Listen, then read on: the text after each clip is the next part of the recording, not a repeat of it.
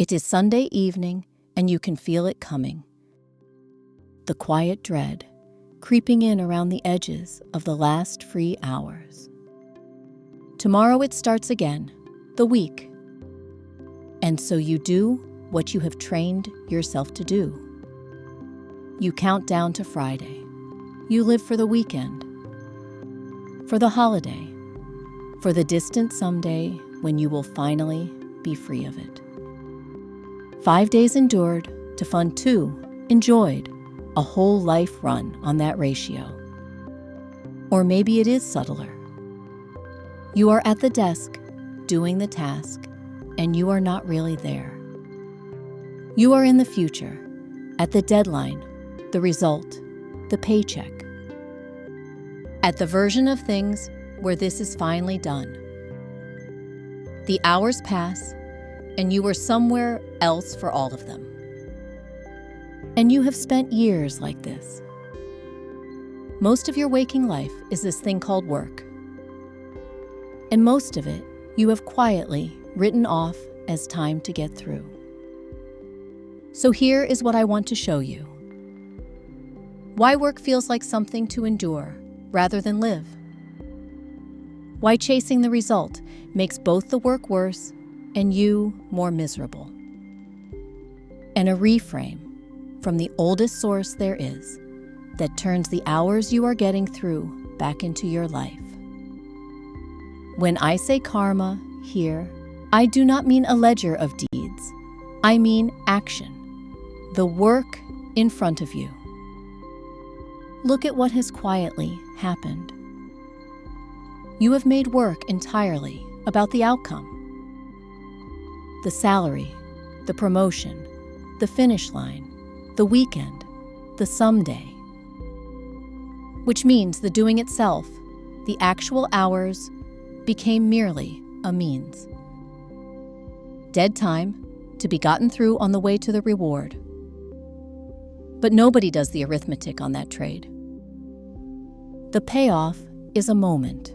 The doing is the hours, the days, the years. You have agreed that the bulk of your waking life is a toll you pay to reach a few scattered rewards.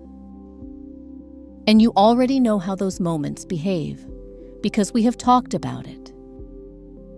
The reward arrives, glows briefly, and resets, and you are grinding toward the next one.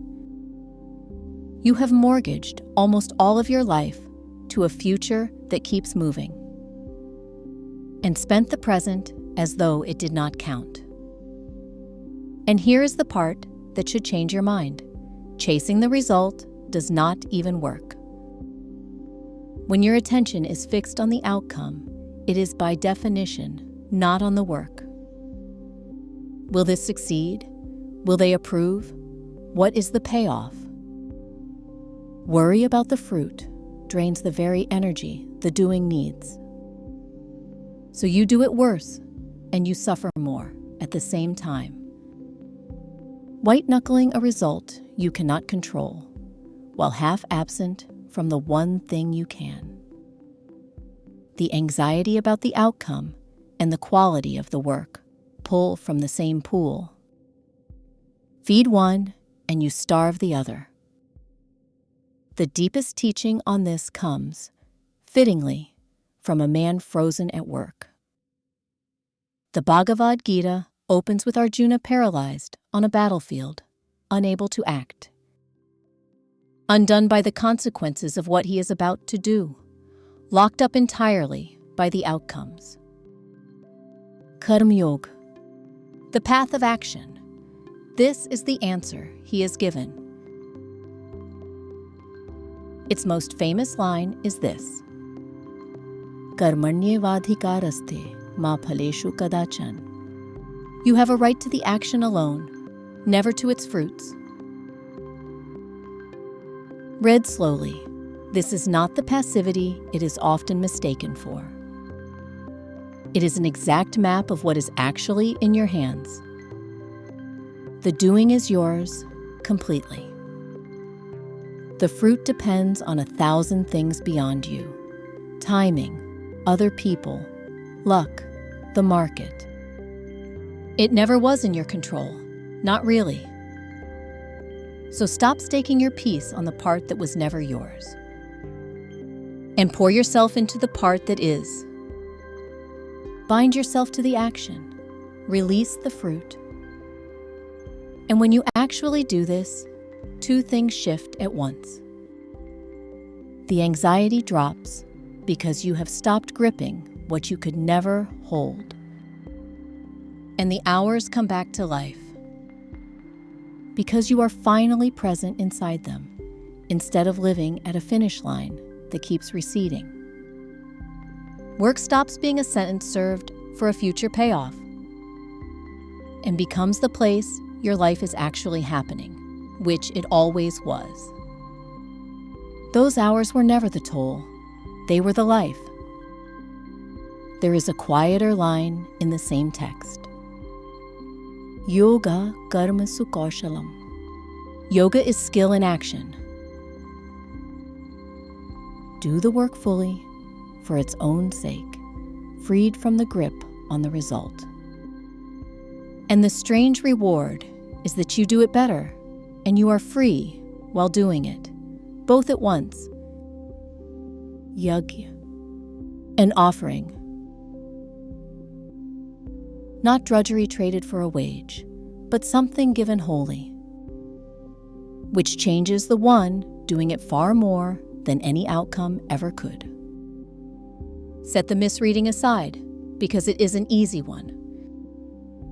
This does not mean stop caring about results, abandon planning, or work for nothing. Aims matter, effort matters. Outcomes are real, and you should act skillfully toward good ones. And it does not mean you must love every task. Some work is just work, and pretending otherwise is its own lie. The shift is only about where your peace lives and where your attention rests. Care about the result enough to act well toward it. Then loosen your grip and bring your full attention back to the doing. This is not indifference to the outcome. It is freedom from being enslaved by it. It is not about your job magically becoming wonderful. It is about being present for your own life while you do it. So, two things, starting with your next task.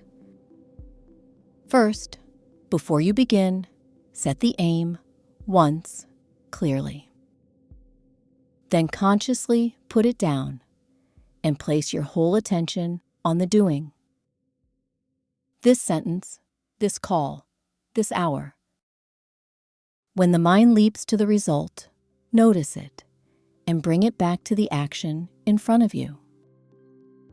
You will drift to the finish line again within minutes. That is normal. Bring it back. It is the same muscle we keep training. Second, stop living for the weekend. Catch yourself treating today's hours as a toll to be paid. They are not a toll, they are the life. Reclaim just one work hour a day by being genuinely, fully inside it, then another. The hours were always yours. You were just spending them somewhere else. You have been trading most of your one life for a handful of future moments. Moments that keep receding as you approach them. The fruit was never yours to hold. The doing always was. Give yourself completely to the hour in front of you. And let the result take care of itself, because it largely will, with or without your worry. The life you keep postponing to the weekend, to the promotion, to the someday, was here the entire time. It was hidden inside the work you were only ever trying to get through.